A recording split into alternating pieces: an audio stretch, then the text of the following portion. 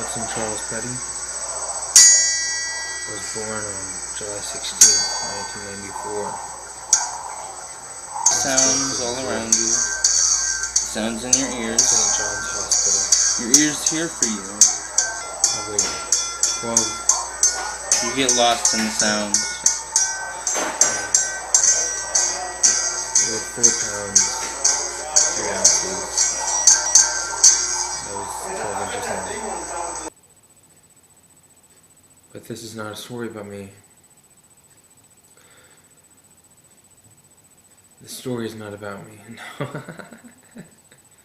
The story is not about me. The story is about Nomad Mike.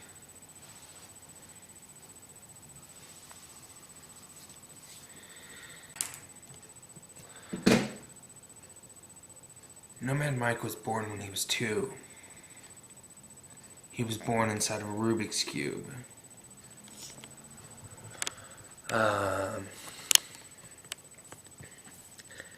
He had to solve the Rubik's Cube in order to be born. And in some sense, no, I don't know. Well, let's just hear him play the piano. How about that? Here is Nomad Mike playing the piano.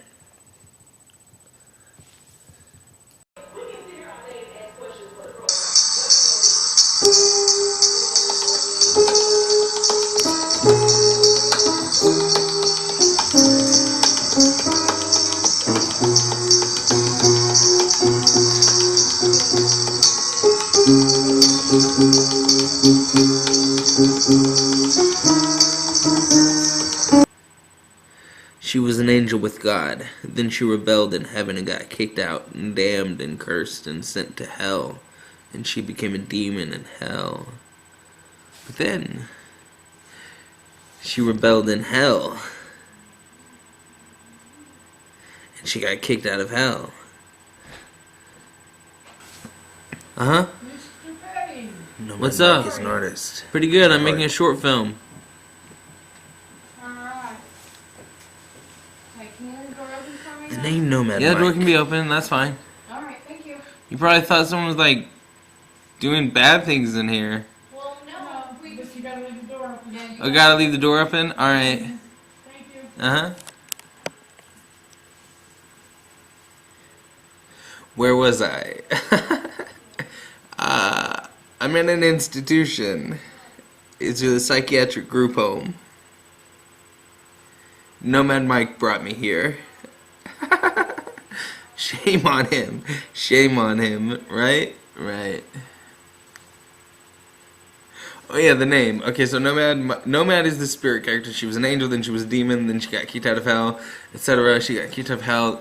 She got kicked out of heaven, then she got kicked out of hell, and then she has no home. She just wanders the spiritual plane, leaving her signs all around us, and you will see the signs of Nomad as you're walking, talking, on the phone, on the toilet, on the bus, like laughing to yourself, like you don't know what's going on, or like something like that, and like you see the signs of Nomad, or like your dog loses a ball like under the deck of your house, the dog loses a ball under the deck of your house, and you go to find the ball, and you see the ball, but you also see a sign of Nomad because she's there, and you see the signs of Nomad, she's there, she paints.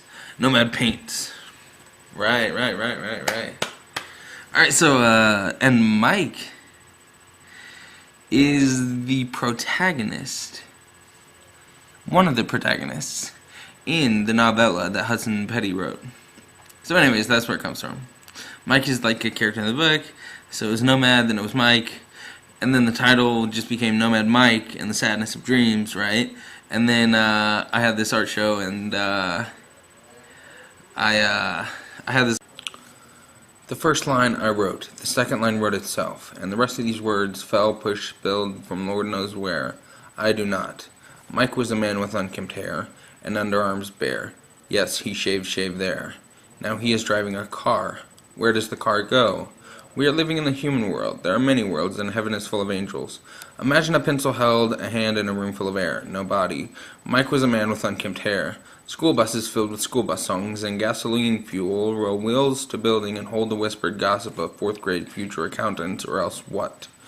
You read these words and stare, your mind and mine together. I say, don't read too fast now. You speed on by. What is this book about anyways? Mike was a man with unkempt hair. In 5th grade I ate a spider off of the classroom floor, and my teacher laughed, in the classroom and for days' jokes. I threw up that day.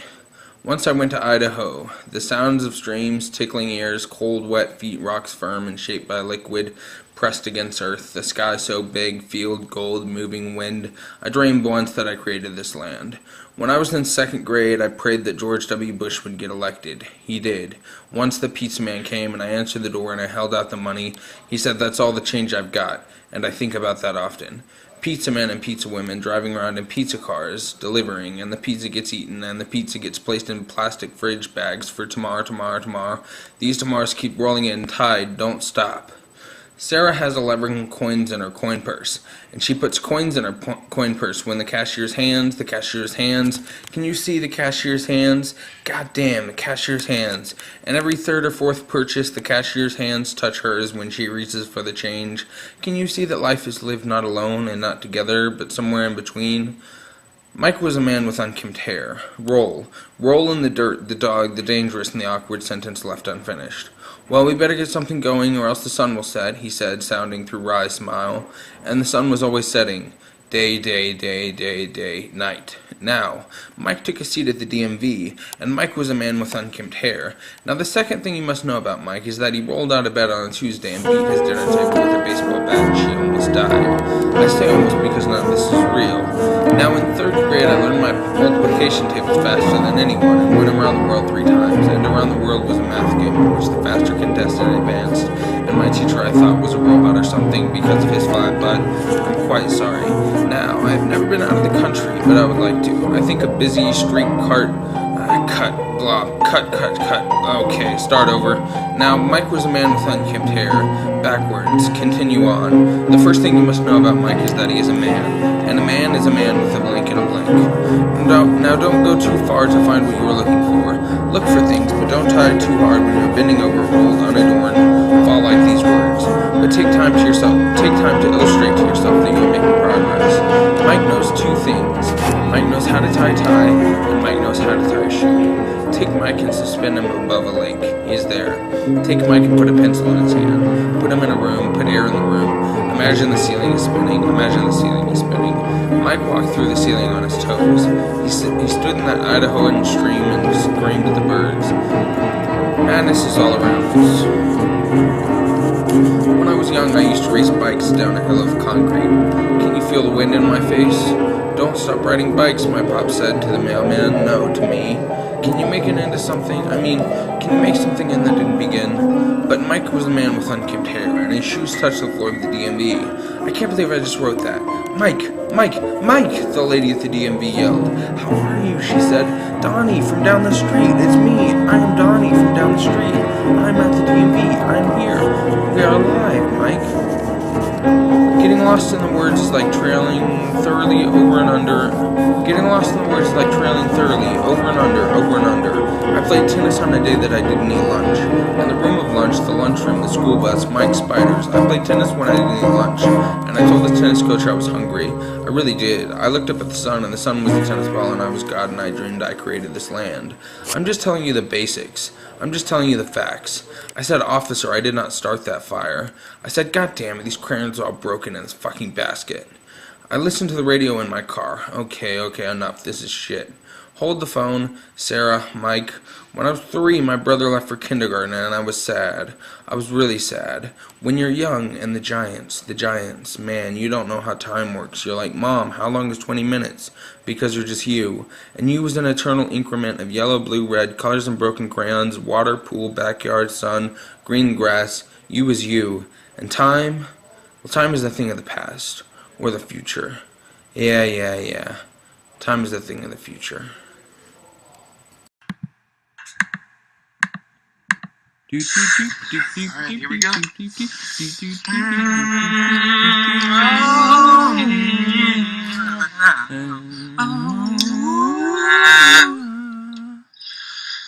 Yeah. I went Yeah. to the grocery store. Went to the grocery store. Didn't know what for. Didn't know what Took my time looking at all the for things sale. that they had for sale. Yeah. I could not make up my mind. Yeah. Finally, I just went up to the counter and said, "Hey, can you please solve all my life problems? I'll give you like $5 or something." And I said, "Sure, actually. Well, maybe. We're not sure yet. Tell us all your life problems and we'll help you out, okay?" And I said, "Oh, please, will you help me out? I need some help in here."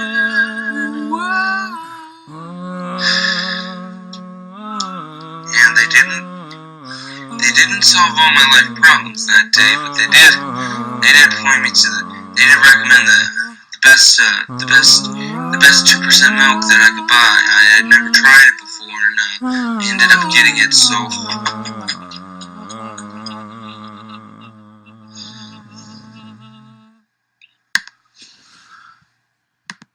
A little more seriously now, and a little more down to the point.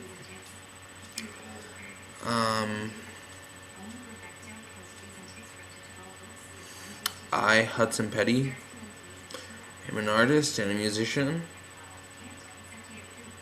who makes art and music under the name Nomad Mike.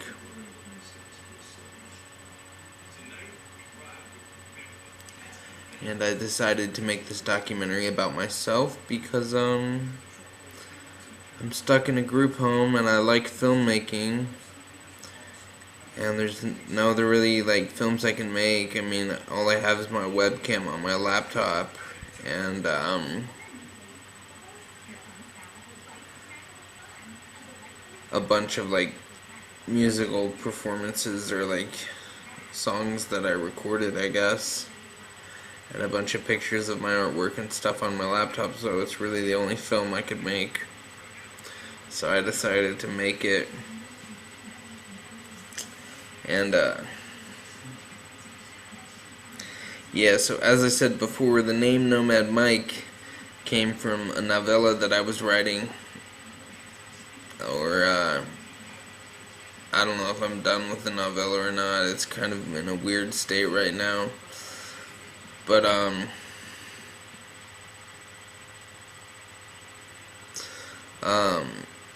so Nomad and Mike were two separate characters in the book, and then the title was Nomad Mike and the Sadness of Dreams.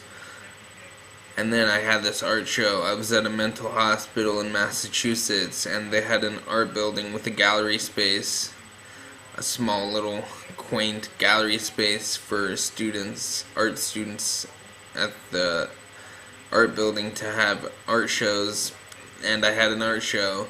And I was really into my novella at this point. I was really proud of it and stuff, so I wanted to name the art show Nomad Mike and the Sadness of Dreams. And then furthermore, I wanted to make the art show about this character, Nomad Mike. So that's the art show that I had at the art building in Massachusetts, the mental hospital in Massachusetts, was the first time that Nomad Mike became one character instead of two separate characters. And I'm probably gonna edit in some pictures of that art show, so you get an idea of what I'm talking about. But I had paintings and stuff, and I had little cards hanging down from strings,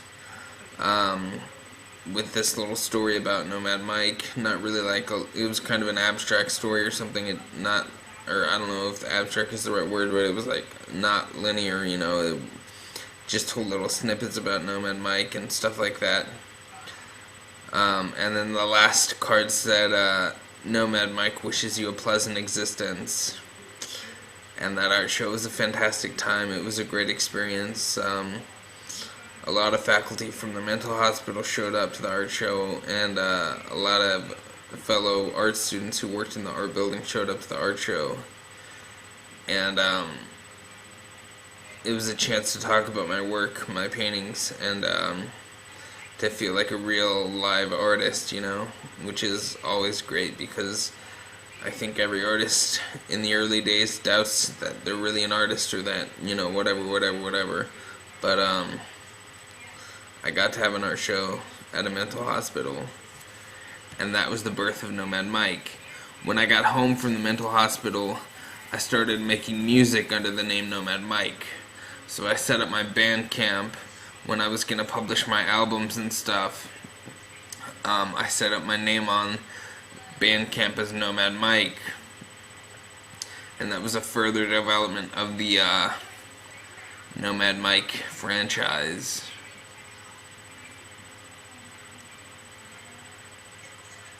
And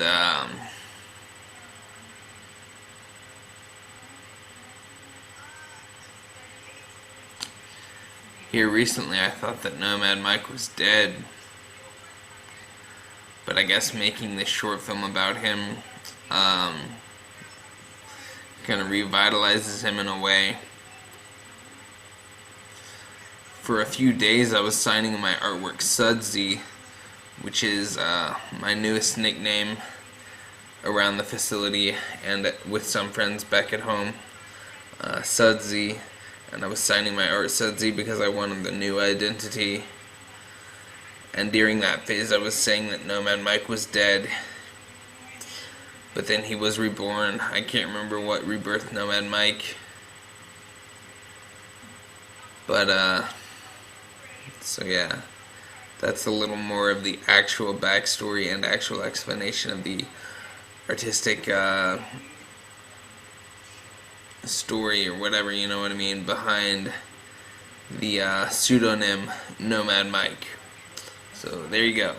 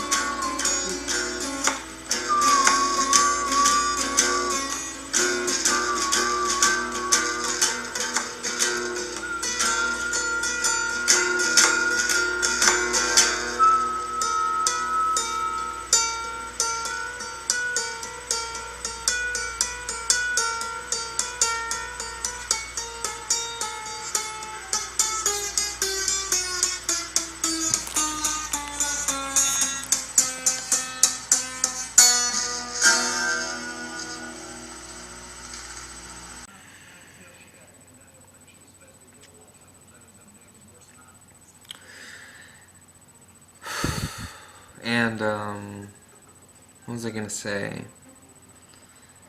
I was planning to say something like right before I pressed the record button, but then I forgot right as I pressed the button.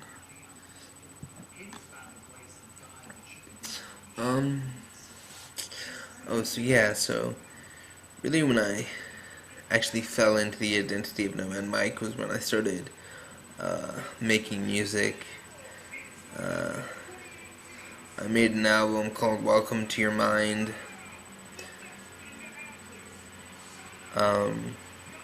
Actually, no, it was before that. It was, yeah, but it was with the music. It was with the music.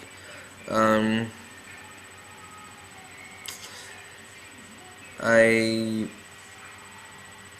filmed myself performing some songs that I had written on guitar. I also started taking guitar lessons at the mental hospital. The mental hospital there was very into like creative stuff, and they had guitar lessons in like an art building and everything. It was really cool.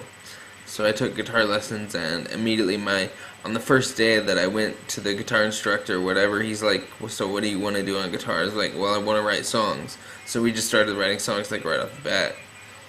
And I wrote I think 3 songs while I was there at the mental hospital. And I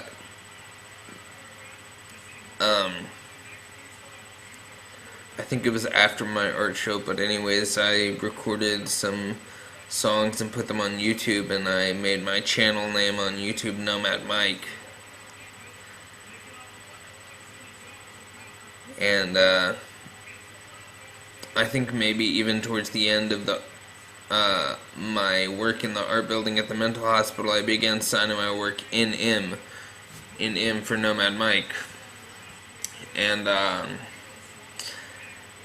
but yeah, especially once I got home and I started making music like all the time, I really fell into the identity of Nomad Mike, and it was so cool because Nomad Mike was this such like mysterious character, you know, especially in the art show that I had, and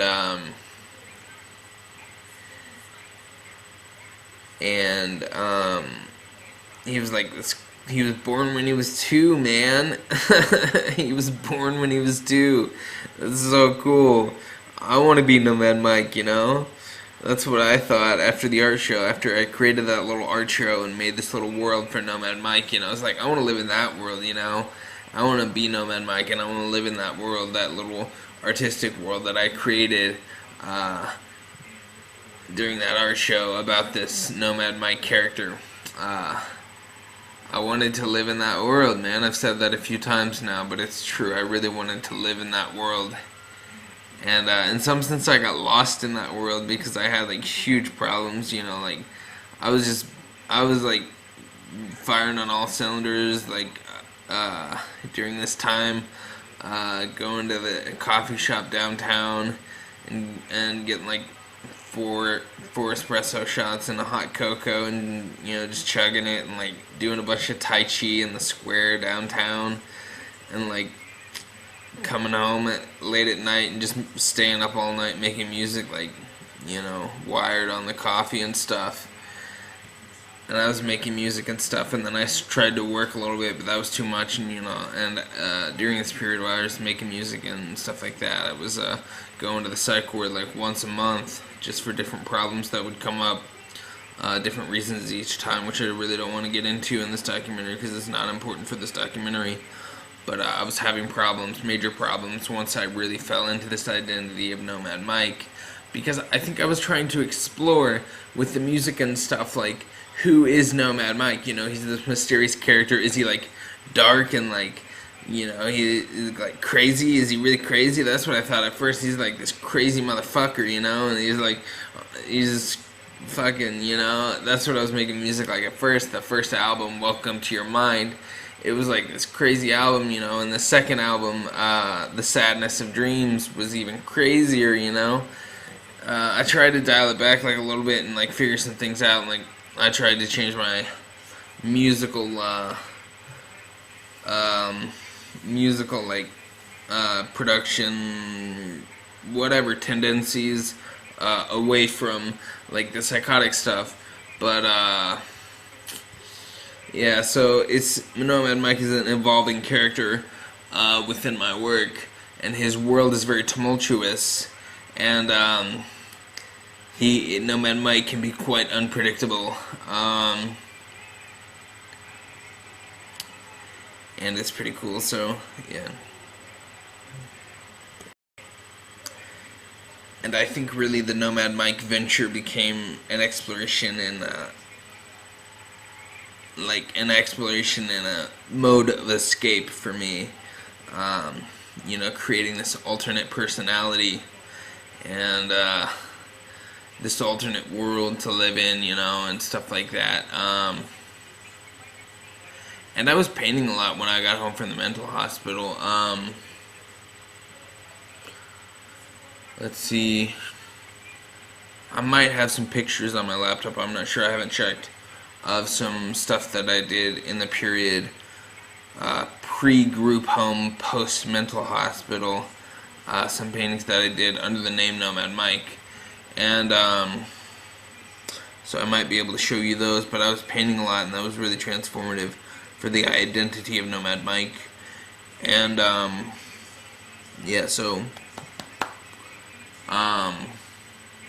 what else should I say?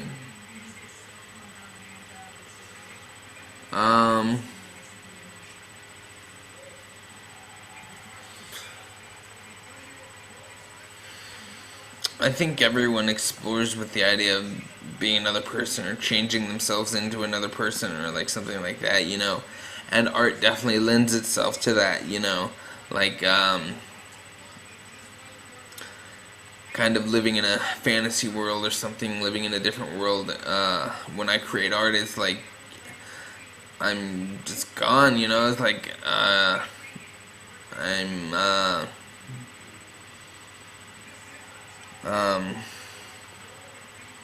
when I create art,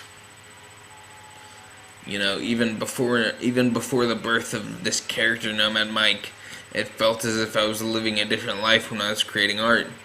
When I first started creating art, I was living in a very depressive environment, like addicted to drugs and shit like that, and but as I began to create art, it felt like I was just like escaping all of that. And there was a sign above the art building of the mental hospital that said no one has ever painted or written or whatever except to no one has ever like painted except to escape hell. And there was like more stuff, but I can't remember, like painted or sculpted or written or whatever. There was like more things, more artistic disciplines listed in there, but like for me it meant no one has ever painted except to escape hell. And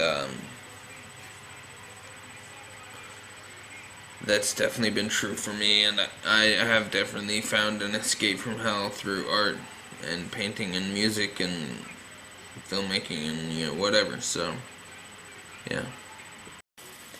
And I guess this documentary is pretty much over.